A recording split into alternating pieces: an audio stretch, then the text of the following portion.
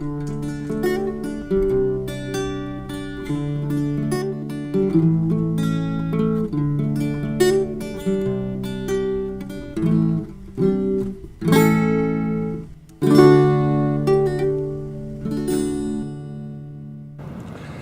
guys, ArtisanTony here. Instead of looking at me while I talk, I'm going to let you watch the sun rise with me. Okay, so where do I start? This is basically a response to last night's presidential debate.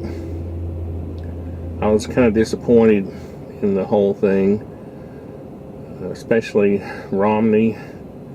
Obviously, I want him to win, but I think there's probably a root problem that really not many people are talking about.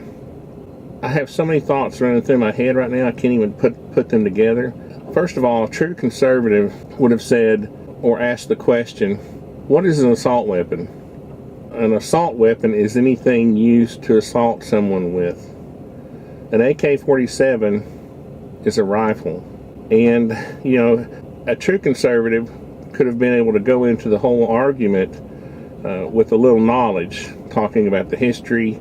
You know, Kalashnikov, the year it was made is 1947. The fact that an AK-47 is very reliable, and that's why it's so successful, because a rugged individual designed it and built it to last. It's a fine piece of machinery that works.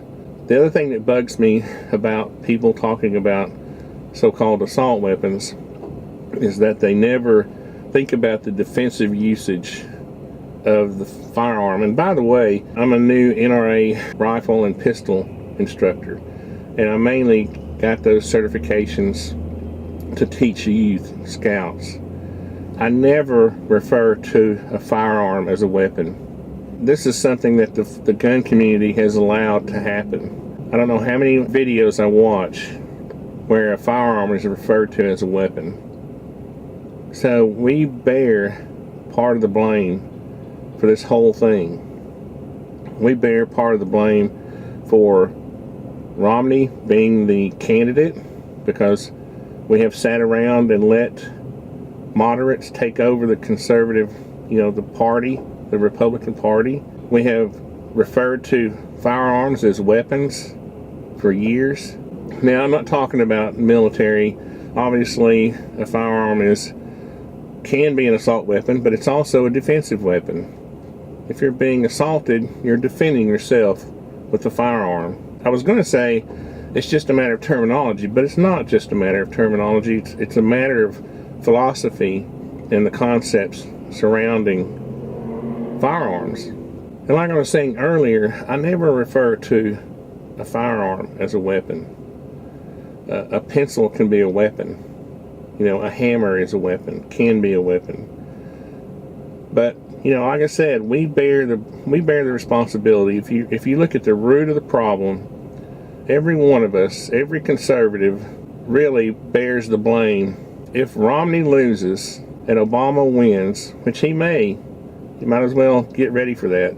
It's actually nobody's fault but ours.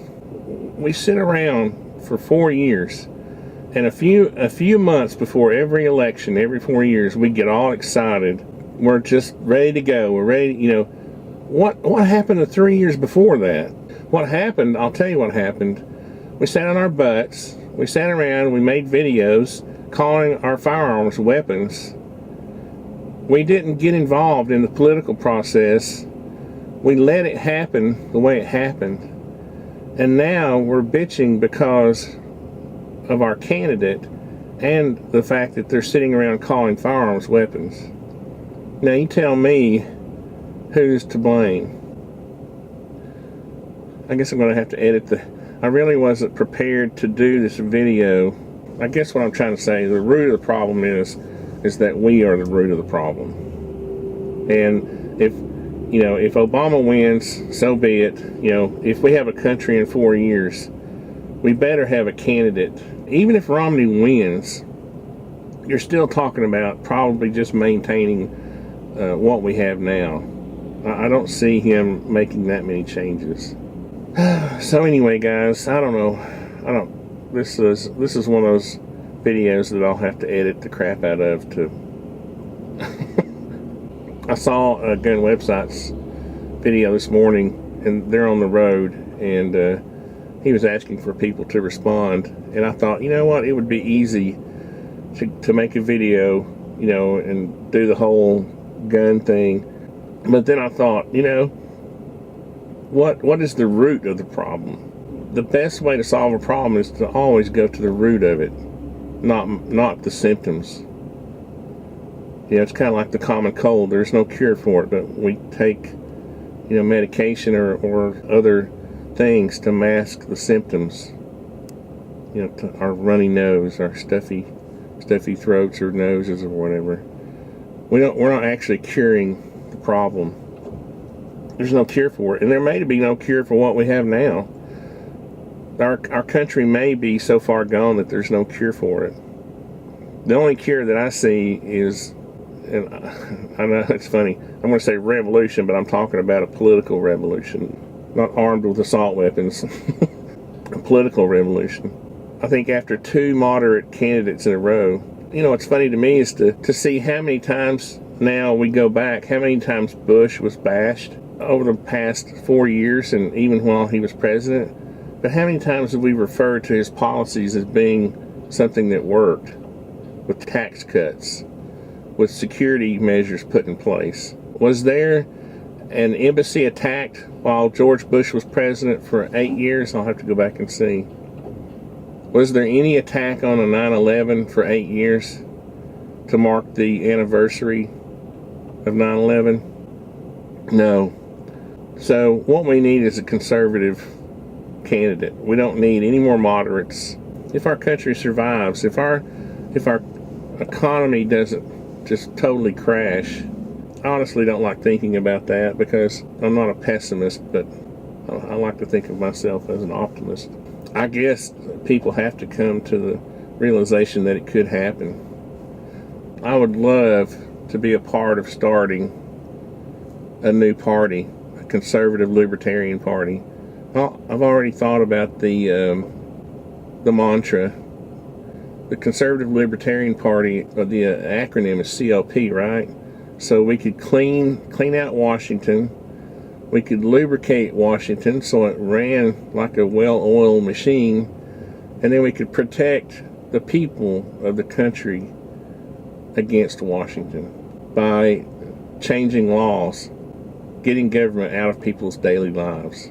I haven't actually researched to see if there is a conservative libertarian party. If there is, we need to take hold of it and grab it and change it and get a good candidate in there for 2016.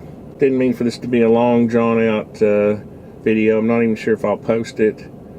I've done a lot of videos like this. A lot, guys. Like 100 or so over the past 2 or 3 years where I've ranted and just didn't post them because I didn't think they were really significant or anyone would care or listen.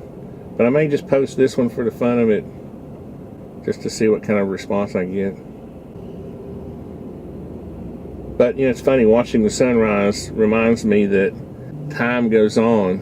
You know, this earth, this creation was around a lot longer before our country was. And if you think about all the great civilizations before us that have failed, you have to decide whether this one is worth fighting for or not. And again, I'm talking about politically fighting, not storming the White House with AK-47s. That's not what I'm talking about. But like I was saying, watching the sun come up reminds me that this earth is probably going to be here a little while after we're gone. So anyway, guys, have a nice day.